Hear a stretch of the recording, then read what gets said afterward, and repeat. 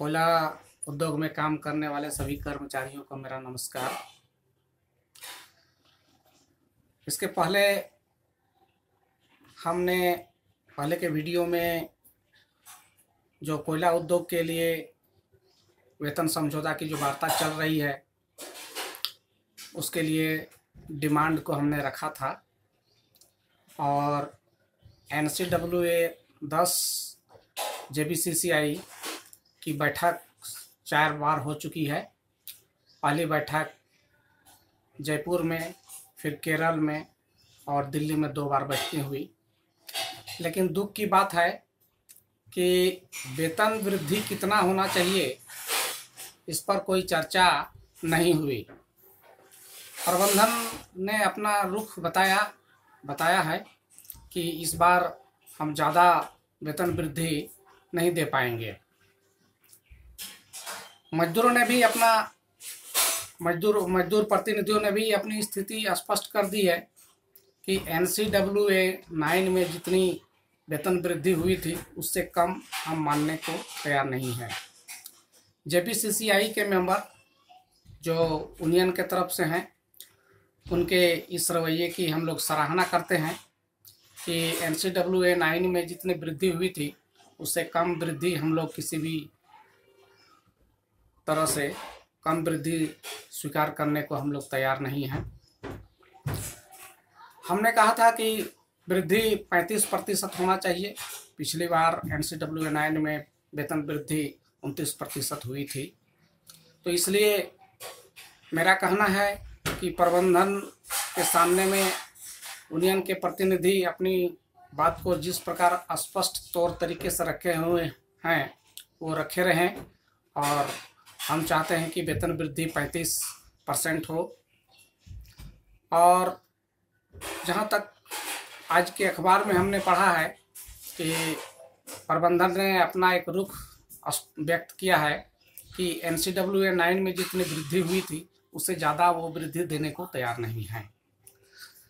तो हम लोग ज़्यादा मांग भी नहीं रहे हैं, सिर्फ 5% ज़्यादा मांग रहे हैं और ये 5% ज़्यादा होना चाहिए।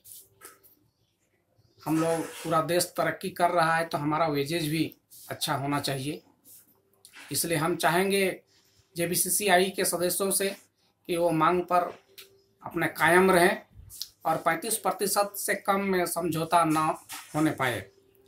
एक दूसरा बात है कि जो वेजेज का डिफरेंसेज होता है वो 1/7/16 से मिलेगा और मिलता है जिस दिन वेज बोर्ड का पीरियड ड्यू होता है।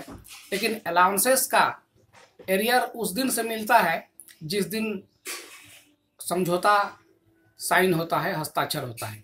लेकिन इस बार ऐसा नहीं होना चाहिए क्योंकि प्रबंधन के वजह से ये टाल मटोल हो रहा है।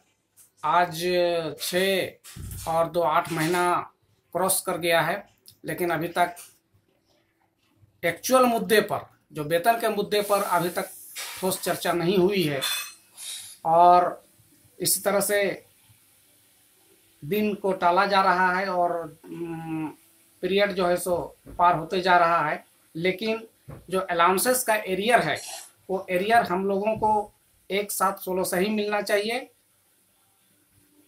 जिस दिन से वेतन का एरियर मिलेगा। इस पर हमारे यूनियन प्रतिनिधि ध्यान दें। इस बार हम लोग कोई भी एरियर छोड़ने वाले नहीं हैं और छोड़ना भी नहीं चाहिए। तो यह सब हमारे वेज बोर्ड से संबंधित बातें हैं और अपने कर्मचारियों को मैं कहना चाहूँगा कि वो किसी भी परिस्थिति के लिए तैयार रहें। मजदूर जितना सशक्त होगा समझौता में उतना ही मजदूरों के पक्ष में समझौता होता है। इसलिए सभी मजदूर सशक्त बने। एक घटना याद आती है कि एक बार प्रबंधन ने कहा था कि बोनस हम 17,000 से ज़्यादा नहीं देंगे चाहे जो भी हो जाए। तो उसके बाद पूरा कोल सेक्टर जो है सो हड़ताल में चला गया था और 21,000 बोनस मिला था। तो मजदूरों की एकता पर ही मजदूरों का डिमांड फुलफिल निर्भर करता है। इसलिए कोयला उद्योग के मजदूर नज़र गड़ाए रखें NCWA 10 के समझौता के मीटिंगों पर और जागरूक रहें और अपनी एकता बनाए रखें ताकि हम अपने जायज़ मांगों को पा सकें। नमस्कार।